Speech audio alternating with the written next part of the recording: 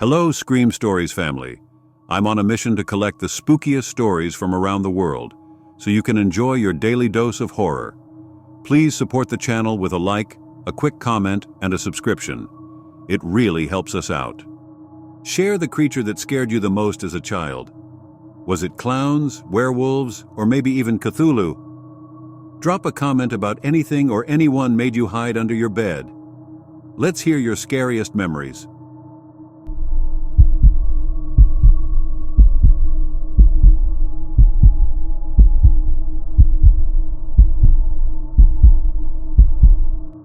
Three scratches mean you're dead. The first just appeared on my door. I live in a small town in Vermont.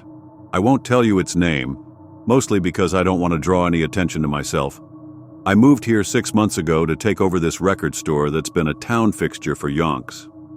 The previous owner, Martin, was desperate to leave, practically gave the place away. His hands shook so bad he could barely sign the papers, and he kept looking over his shoulder like he expected someone or something to be standing there. Should have been my first clue, but when you've been living out of your car, scraping by on part-time work at gas stations and dollar stores, landing a deal like this feels like winning the lottery. The store barely breaks even, but it came with a small apartment above the store, a kind of attic flat with a little kitchenette and a serviceable bathroom. The pipes groan at night and the floorboards bitch every time you take a step. But it's warm, safe, and has an awesome view over the rooftops. At first, it felt like I'd stumbled into some perfect slice of small-town Americana, the kind they put on postcards or in those Hallmark movies my mom used to watch. Victorian homes built from locally quarried stone line the winding cobblestone streets. Neighbors wave but don't pry. Weekly farmers markets in the town square where old ladies sell jam in mason jars with handwritten labels. The kind of place where everyone knows everyone else's business but pretends they don't. My first morning here, I was in the shop rearranging the store's inventory when Sheriff Tapper poked his head in. He's an older man with cheeks that never quite recovered from acne in his youth, a slight paunch, and a too calm voice that always leaves you wondering if he's hiding something. He offered to show me around the record store, basically just pointing out the dusty corners and the old fuse box. But before he left, he fixed me with a serious look. "Listen," he said, tapping a calloused finger on the old wooden countertop. "Since you're new here, there might come a time you notice some weird shit scratched into your door. If you see anything like that, you come to me right away. Day of, no excuses." He tried to keep it casual, but his eyes gave him away. "Probably won't happen to you," he added quickly. "But if it does, we like to handle it fast. You absolutely have to tell us. Got it?" I remember staring at him, a half smile tugging at the corners of my mouth, sure it was some kind of joke. Sure, but why? Who's doing it?" Tapper just waved a meaty hand, dismissing the question like smoke. "Wouldn't want to scare you off on your first day," he said and walked out, letting the shop's brass bell announce his exit. I chalked it up to small-town eccentricities, maybe some local pranksters who like to scratch up doors. But early the next morning, I noticed the sheriff walking the length of Main Street, shining his flashlight on every door, examining them one by one. He did it methodically, like a doctor checking stitches, looking for something very specific. When he caught me watching from my second-floor window, he gave me a curt nod and moved on. He does this every morning, every single one, without fail. Rain, shine, or New England blizzard. A couple of months later, I was up before dawn, flipping through dusty vinyl records when I heard a low, rhythmic stomping. Peering through the concert posters plastered on the shop's front windows, Kurt Cobain's dead eyes staring back at me, I saw them marching by. Mothers in thick wool coats, their faces set like stone. Men clutching garden tools and kitchen knives that gleamed dully in the pre-dawn light. Old Mr. Harrison from the hardware store had his Winchester cradled in his arms like a sleeping child. I followed them. I don't know why. Maybe the same morbid curiosity that makes you slow down past a car wreck. They converged on a small blue house near the town square, the kind with gingerbread trim and a wraparound porch. The woman they dragged out was still in her nightgown, her feet bare against the cold cobblestones. She didn't fight back. She just kept shaking her head, tears cutting clean tracks down her dirt-smudged cheeks, begging them to give her more time and, "Don't you see this is all bullshit?" Eventually, her words dissolved into raw screams about how they were all crazy, her fist beating away at anyone who tried to approach. The crowd's response was a wall of sound, accusations about overstaying, warnings about putting us all at risk, demands that she honor the arrangement. I thought about calling the cops, but there were in the crowd too, local badges shining in the golden dawn, uniforms crinkled and unironed like they'd hurried to put them on. 20 minutes later, someone pulled up in a pickup truck already loaded with boxes and suitcases, like they'd packed her belongings before even getting her out of bed. They pretty much dragged her kicking and screaming into the passenger seat, and the truck disappeared down the mountain road that leads out of town. After that, the mob dissolved, and that whole day, I didn't hear another word about it. I didn't sleep that night. I sat in my apartment above the shop, listening to the wind whistle through the gaps in these old windows, and tried to convince myself there was a reasonable explanation. Small towns can be insular, I told myself. Maybe she'd done something to deserve it. The next morning, I took a walk past the blue house, front door still wide open, yesterday's newspaper sitting untouched on the front lawn. That was when I noticed the marks on her door. 2 of them, shaped like crooked eyes, scratched deep into the wood. They looked kind of fresh, the wood around it still pale and raw, like exposed bone. I took a picture and reverse image searched the symbol but came up empty. Just page after page of actual eyes staring back at me until I had to close the browser. Figured maybe it was unrelated. Told myself that coincidences happen all the time. Life settled into a rhythm after that first morning. I threw myself into running the store, learning the regulars' tastes, ordering rare pressings they'd mention offhandedly. One customer in particular, Cal, would spend hours browsing the jazz section, talking about Miles Davis and John Coltrane like they were old friends. "You've got good instincts," he told me one afternoon, carefully sliding a Thelonious Monk album back into its sleeve. "Most newcomers, they don't..." He trailed off, his weathered face clouding over. "They don't last long enough to learn the ropes." I couldn't help myself. Like that woman? The one they drove out my first week here? The vinyl sleeve crinkled in his suddenly tight grip. "Don't go thinking we're a bunch of bullies. That was a kindness," he said, his voice dropping to barely above a whisper. "If she'd stayed, she'd still be gone, just in a different kind of way." He set the record down with trembling hands and left without another word. 2 months passed. I was getting comfortable and starting to feel like I belonged. For the first time in as many years, I was earning a weekly wage, went to bed full each night, have money left over to furnish my loft just how I liked it. It was odd, almost novel, having a place I could call home. Except for that one morning with the woman in the blue house and Sheriff Tapper walking past each morning to inspect doorways, this place was nothing short of heaven to me. Then one morning the parade of footsteps returned. This time, they came for old Abel, who'd run the bakery for 40 years.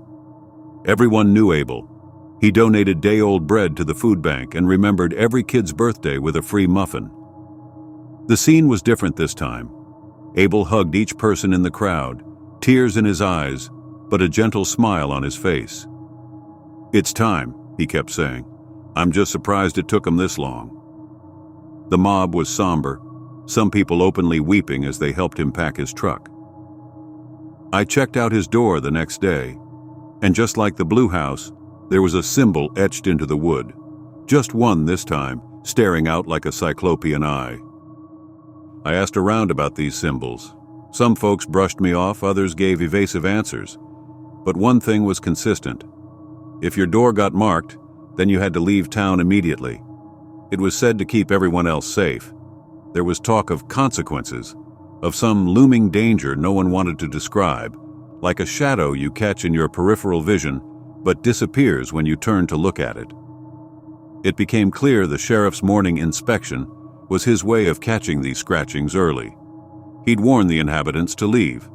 Sometimes they went peacefully, like old Abel. Sometimes, when the marked was a newer person in town, they put up a fight. No one ever explained who or what made the marks. The best I could piece together was that after 3 markings, something bad happened. Last night, I was doing the final count of the register when rapid footsteps approached the shop. I glanced up, ready to wave away another late customer, when someone started pounding on the door with such urgency that the bell above it jangled. Through the concert posters, I could see Cal's familiar silhouette, but something was wrong. His normally relaxed posture was rigid, and he kept shifting from foot to foot like he was standing on burning coals. I opened the door. Sweat beaded on his forehead despite the autumn chill. "Listen carefully," he said, the words tumbling out so fast they blurred together like cars in a highway pileup. One hand gripped my shoulder with crushing force. "No matter what happens tonight, stay inside. Keep the lights off, TV off, absolute silence. Lock everything." His eyes darted to the lengthening shadows that crept across the cobblestones. "If someone knocks, if they ask to be let in, don't move, don't make eye contact through the windows, and whatever you do not respond." "Cal, what's going on?" "The Peterson family," he explained hurriedly, his breath coming in short gasps like he'd been running. 3 markings. They covered it up with paint, didn't want to leave, left us wide open. His grip tightened painfully, then released. "I can't say more. Rules. I need to get home before dark." He checked his watch, and his face, impossibly, went even paler, like all the blood had been drained out. Oh God, I might already be too late." He sprinted away before I could stop him, his footsteps echoing off the old buildings. I stood there with the key half turned in the lock, watching him disappear around the corner. I followed his instructions, though I felt ridiculous doing it, like a kid hiding under the covers from the boogeyman. But something in his voice, that raw animal fear, had sent ice water through my veins. I'd never seen someone so genuinely terrified, not even that first woman they'd driven out of town. The evening crept by in suffocating silence. I sat in my darkened apartment, watching the streetlights flicker to life outside. Every creak of the old building settling made my heart skip. I kept checking my phone, considering calling Cal, but his warning about absolute silence held me back. The first knock came at 12:07 a.m. I know because I'd been obsessively checking the time. It was soft, tentative, like someone testing if the sound would carry. 3 gentle taps, evenly spaced, coming from the shop's front door downstairs. I held my breath, Cal's warning echoing in my mind. For a long moment, nothing. Then it came again, harder this time, a rhythm of desperate needs. And then, "Hello?" The voice sliced through the darkness, and my blood ran cold. It was Cal's voice, edged with the same fear, but quiet, like he was trying not to get caught. "Please, I didn't make it home in time. I've been stuck out here in the dark for hours." I laid there, heart beating in my chest. Then I told myself I was being stupid, that this town was weird and superstitious, and if Cal was in trouble, I couldn't just leave him out there. What kind of person would that make me? Still, I walked quietly, each step careful and measured like I was crossing a frozen lake. I crept to the stairwell, tiptoed through the shadowy vinyl store where album covers seemed to follow my movement. Through the door's frosted glass, I could make out a shadow. It was roughly Cal's height and build. "Please," the voice cracked, hitching on a sob that sounded like it was being torn from deep inside. "Please let me in. It's so cold out here, so dark." The smart thing would have been to stay silent, but I had to know. "If it's really you," I said, my voice barely a whisper, "tell me your favorite record in the store." The silence that followed dragged on and on. Then came the response in a voice that was both Cal's and not Cal's. I don't know." Ice crawled up my spine like 1,000 tiny spiders. "Leave," I managed to choke out. "Now." A pause. Then something outside laughed. "Didn't he tell you?" it whispered, and I heard, rather than saw, a long fingernail trace its way down my doorframe, not to respond to anyone who came knocking. I stumbled backward, my foot catching on the first stair. The shadow behind the glass seemed to grow, spreading like a stain, darker than the darkness around it. I took the stairs 2 at a time, slamming and locking my apartment door behind me. I dragged my heavy oak dresser in front of it, then huddled in the corner of my bedroom, as far from any windows as I could get. The knocking continued sporadically through the night, moving from window to window, accompanied by Cal's voice trying different tactics, pleading, demanding, bargaining. Around 3 a.m. it started cycling through other voices I knew. Abel, the woman from my first week, then a voice that sounded oddly like my own. I pressed my hands over my ears, but it didn't help. The voices seemed to seep through my fingers, straight into my brain. Sleep was impossible. I watched the clock tick through the endless hours. Finally, dawn broke to the sound of screaming. This time the mob moved with purpose, but their usual grim determination had been replaced by fear. Sheriff Mills was already at the scene, his face the color of chalk as he waved people back. The mob had led me to a house 2 blocks away from my own, the Petersons' place. I recognized it because they'd painted their door recently, a cheery yellow that had seemed out of place in our somber little town. The door was hanging off its hinges now, splinters of wood scattered across the welcome mat like broken teeth. Blood was everywhere, pooling on the welcome mat where "Home Sweet Home" was now just "Home Sue Me," trailing into the darkness beyond the broken door like breadcrumbs leading into a witch's forest. A police constable was scraping at something on the door. Fresh paint, still wet, hastily applied over familiar eye-shaped symbols. There were 3 of them. "Must have been covering them up each morning," I overheard Tapper whisper gravely. "They didn't have the best life. Reckon they had nowhere to go." "Whole family," someone else whispered, drowning out his words. "Tried to cover up the scratchings. You can't hide from them. They always know." I found Cal in the crowd, his face gray as week old snow. "This wouldn't have happened if they'd just told the truth," he said, shaking his head. "If they'd just followed the rules." "Why?" I asked, desperate. "What is this?" "I can't say." He attempted a reassuring smile that looked more like a grimace. "But you should be safe, so long as you follow the rules." His expression shifted, became sharper, more focused. "You didn't hear anything last night, did you? Open the door? Talk to anyone?" I hesitated, then shook my head. Nothing. The lie tasted like copper on my tongue. The bodies were wheeled out in black bags as the sun climbed higher. Back home, I checked the front door to the vinyl shop compulsively. No markings. I exhaled slowly, relief flooding through me. Maybe I could make this work. Sure, the town had its dark secret, but didn't they all? Some towns had corrupt mayors, others had toxic waste dumps, ours just had whatever this was. And hadn't they taken me in when I had nothing? Given me a home, a purpose, a place to belong? As long as you followed the rules, you could survive. People here did it every day. I climbed the stairs to my apartment, rehearsing all the reasons to stay, all the justifications for looking the other way. The mental gymnastics we do to convince ourselves that the monster under our bed is just a shadow, that the scratching at our window is just a tree branch. Then I saw it. There, carved into my attic door. A single eye-shaped symbol, the wood around it still fresh and pale. This isn't a door Sheriff Tapper can check.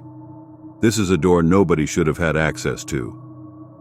So now I'm writing this, sitting cross-legged on my bed with my laptop balanced on my knees. I don't have any family left to miss me, and all the friends I've made are from here. They'd be more likely to show up with pitchforks than helping hands if they knew. I don't know what to believe anymore. Part of me thinks it's just town theater, or some madman with a twisted sense of humor. Part of me wonders if it isn't all just superstition turned hysteria, people fulfilling their own dark prophecies. But I just got back from the hardware store with a can of paint, and I'm sitting in front of this door, and I'm thinking I might tempt fate to cover up the mark and see what happens. Because here's the thing about living in your car. It teaches you that sometimes having nothing left to lose is its own kind of freedom. What do you think? Should I cover it up?